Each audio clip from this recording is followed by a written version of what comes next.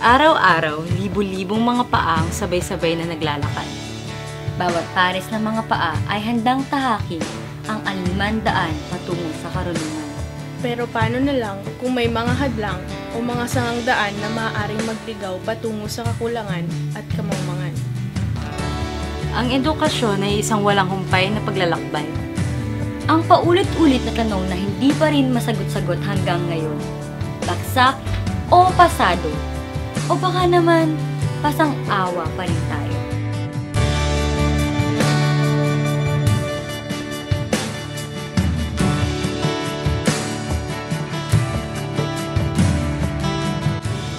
Magandang araw, ako si Aryan Rabi, Francis Manansala At Dea Oropesa, nandito kami ngayon sa Dapitan, Sampaloc, Manila. samahan nyo kaming tuklasin ang isang makabuluhang istorya. na magpapakita ng kahalagahan ng edukasyon.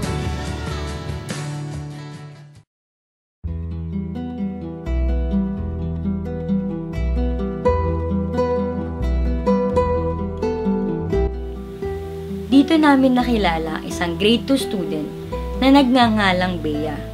Siya ay pang-anim sa 8 magkakapatid. Ayon sa kanya, tanging ina na lamang nila ang sumusuporta sa kanila dahil pumanaw na ang kanilang ama. Paano kapag may kailangan ka sa school? Saan ka kumukuha ng Kasi pambili? matika ako dito. Mangalakal. Magkano kasi yung matika ako dito. kinikita mo sa pangangalakal? Tinago nyo na naman. Minsan po 20, tapos minsan po mga unti-unti lang, barya lang. Yun na rin yung pinapambaon mo sa pagpasok? Minsan lang. Pero binibigyan din po kami nila. Ang trabaho ng mga Si mama po lamangdera lang daw. Papa mo? Wala po patay na. Minsan, lagi ka bang pumapasok o minsan hindi ka nakakapasok? Minsan po ma-absent. Tatlong araw lang po ako yung umabsent. Dito sila nakatira sa tabing libis. Makikita dito ang kanilang kusina, tulugan, at palikuran.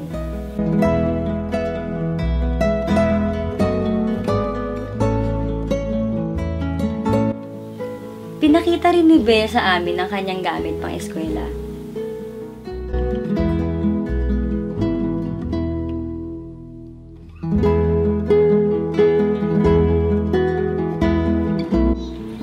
Ito po yung notebook ko sa school. Tapos ito po yung pencil ko. Tapos ito po yung uniform ko araw-araw. At saka ito rin po yung palda ko.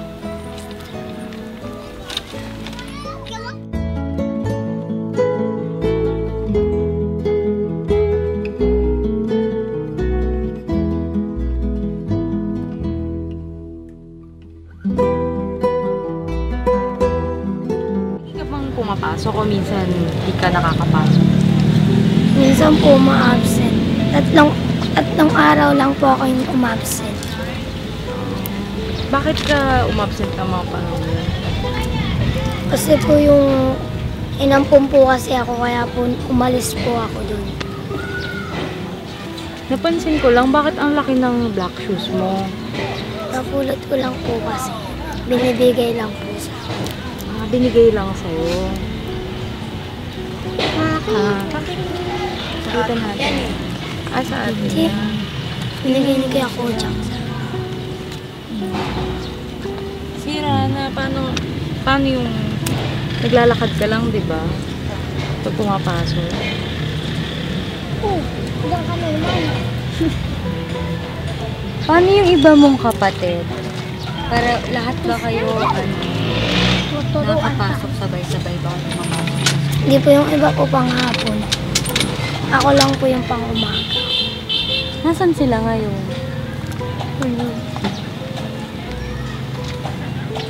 Paano pag may assignment ka? Saan ka gumagawa ng assignment mo?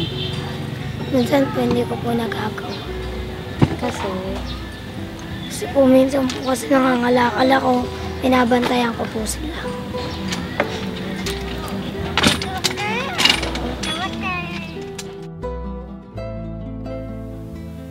tuwing may pasok, Naglalakad lamang siya papunta sa kanyang eskwelahan. Umaalis siya ng bahay ng alas 5 ng umaga kahit alas 6 pa ang kanyang pasok. Noong araw din na yun, sinama niya kami kung saan siya nag-aaral. Papasok ko minsan wala akong gamit. Nilalagay ko lang po yung pencil ko tsaka yung papel ko sa bulsa. Tapos po yung uniform ko po, nilalaban ko po minsan. Ilan yung uniform mo? Isa lang. So, araw-araw mo nilalaban or Minsan. magkano yung baon mo sa isang araw? Minsan po, 10. Ganyan. Gusto ko po mag-aral ng mabuti para po makatulong sa mama. Gaano kahalaga sa'yo yung pag-aaral? Alaga po para po makatulong sa magulang. Pangarap mo bang makatapos ka rin ng pag-aaral?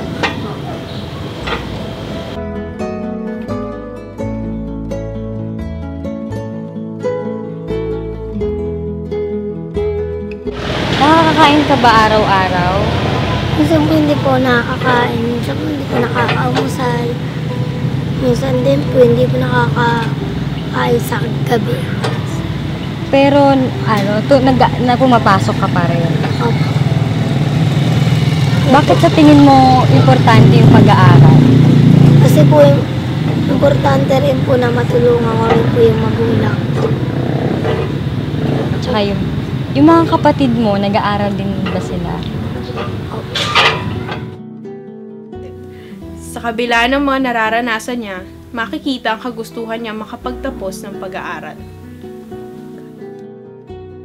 Wala titin. Ay, hindi mo mag-met. Pero, nag-aaral kang mabuti.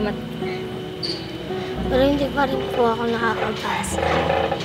Ay, hindi ka pa rin nakakabasa. Pero anong grade mo na? Ito po. Grade 2 ka na. Ano yung mga natututunan mo sa school? Ano po, minsan po nagbabasa sila, nakikisabay na lang po. So, pero marunong ka na bang magbasa o magsulat? Pagsulat po marunong, pero pagbasa po. Kahit simpleng mga words, mga simpleng salita. Nababasa ko lang po yung mga ganyan, yung mga, hindi ko lang po nababasa yung mga ganyan. Pero yung mga letters, Yung mga alphabet. binabasa ko po kasi yung tatay. Tapos nakikisabay na lang po ako.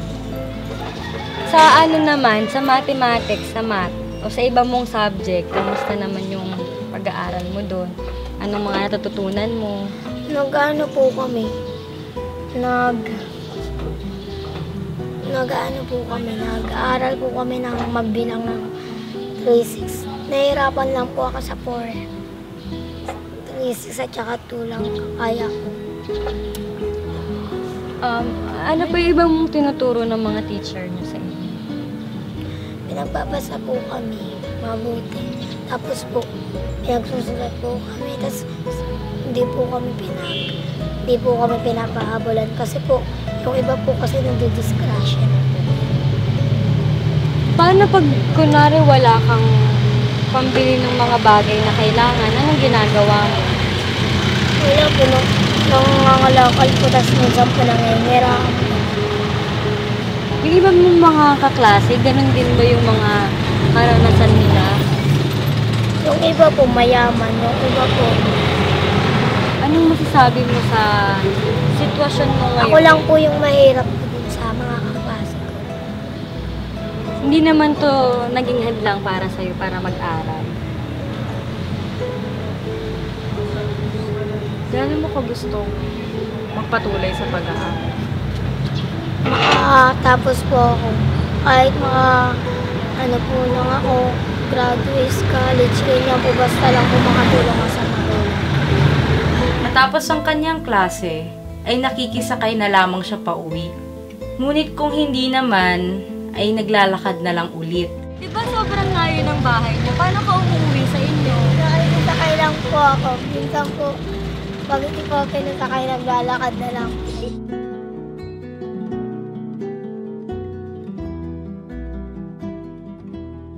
Pagbalik namin sa kanila, ay nakilala namin si Aling Cora, ang kumari ng kanyang nanay.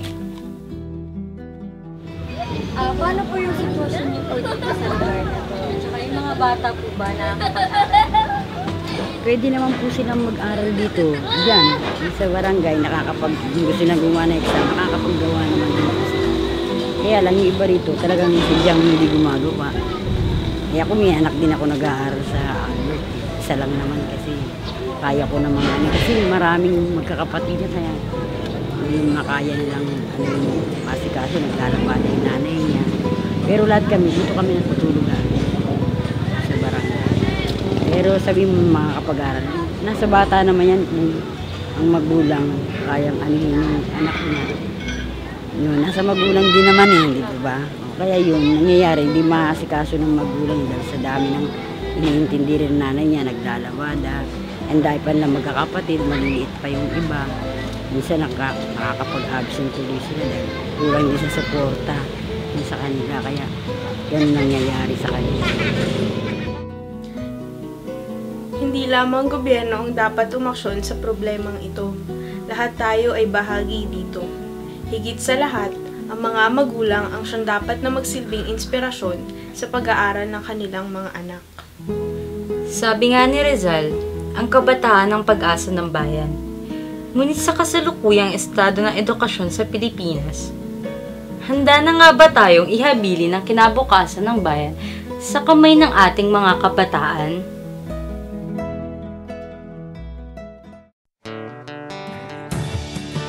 Ang story ni Bea ay sumasalamin sa milyong-milyong mga kabataan na nagnanais ng magandang kinabukasan. Mahirap man o mayaman, lahat tayo ay may karapatang makapag-aral.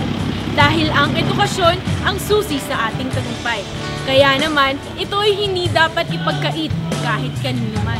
Muli, ako po si Ayan Rabi Frances Manansala At Bea Orefesa. ito ang Pasang Awa, ang dokumentaryo tungkol sa edukasyon.